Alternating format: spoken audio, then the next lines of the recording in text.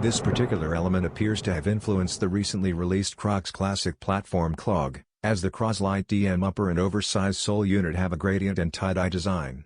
On the women's shoe, which also has star motifs all over, shades of pink, yellow, blue, and green vie for attention.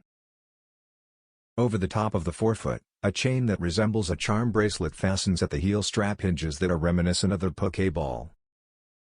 Evolutions of Eevee, such as Jolteon and Flareon, manifest as hanging, removable charms.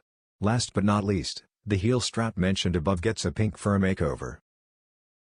The design decision might be a reference to the fan-made Pink Eevee or Sylveon. Here are the close-ups of the most recent Pokémon Classic Platform Clog.